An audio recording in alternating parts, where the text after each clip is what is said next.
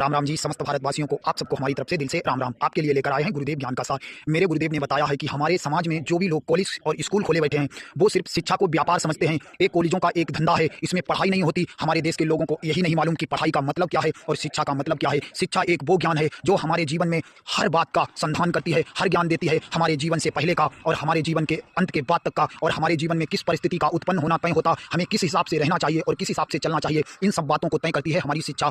हमारे स्कूलों में कोई ये ज्ञान नहीं दिया जाता। सिर्फ टीचर लोग 4 किताबों को पढ़कर और उन्हीं के हिसाब से ज्ञान चलाते हैं। हमें जो माँ बाप को बताकर उनके बच्चों को घेर कर इकट्ठा किया, उन्हें एक ऐसा शस्त्र बनाने की जरूरत है कि जब तक वो शुरू से लेकर आखिर तक उन्हें कोई हरा ना सके, तब तो आप की शिक्षा सही है। और गुरु ये कोई खाली गुरुजी राम राम गुरुजी नमस्ते कहने वाला शब्द नहीं है। गुरु एक वो अलौकिक इस प्रकृति का शब्द है। गुरु की महानता और गुरु की प्रेरणा एक शिष्य को जैसे महानता के प्रतीक बनाती है, क्योंकि आपके पास ही ऐसा ज्ञान नहीं। आप हमारे बच्चों को ऐसा तो ज्ञान दीजिए कि भविष्य में जब आप और उनके माँ बाप उनकी छाया ना रहे तो सर पर वो सभ्यता के साथ इस समाज में चल सकें। उनके साथ अगर कोई विरुद्ध में खड़ा हो तो वो भी उसकी तरह ही अड़िग होकर खड़े हो जाएं। उन पर अगर उनके समाज पर या बच्चों के परिवार पर किसी पर भी कोई आपदा आए तो हमारे बच्चे हार ना माने। हमें उन्हें जीवन की हर वो अच्छाई और हर वो बुराई से वाकिफ कराना है। इसमें शिक्षा और डिग्री लेकर नौकरी करना ही नहीं इंसानियत है। इसमें जो कर्म है वो सबसे बड़े इंसानियत के हैं। आप बच्चों को क्या कर्म सिखाते हो और क्या नहीं सिखाते, ये आप पर निर्भर करता है। अगर मैं देखता हूँ तो हमारे पन की शिक्षा से और आज की शिक्षा में धरती आसमान का फर्क हो गया। आज का टीचर और स्कूल के जो प्रबंधक बने बैठे हैं वो सिर्फ पैसे की सोच लेते हैं, कैसे 8 घंटे ड्यूटी करें और महीना पूरा हो, तनख्वाह जेब में रखें और अपने घर के कार्यों में लग जाएं। नहीं, आप लोग ये गलत करते हो।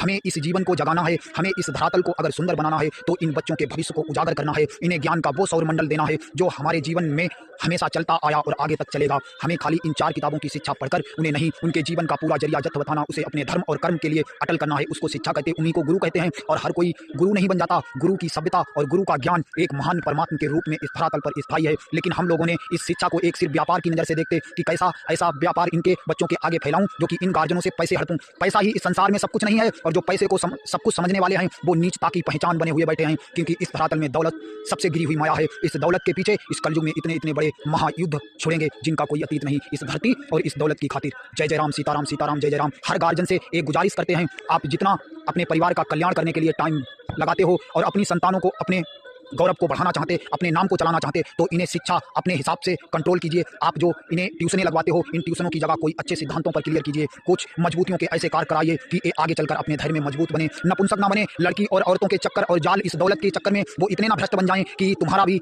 जीवन दबा दें इस धरा के अंदर, और अपना तो डूबेगा तो डूबेगा। इसलिए हर हमारे भारतवासी से हाथ जोड़कर निवेदन है कि प्लीज़ आप अपने बच्चों के भविष्य पर भी ध्यान दीजिए। जब हम ना रहेंगे उन पर पता नहीं कौन सी आंधी आएगी। हमें उन्हें एक महारथी बनाकर इस धरातल में उतारना है। जय जय राम, सीताराम सीताराम।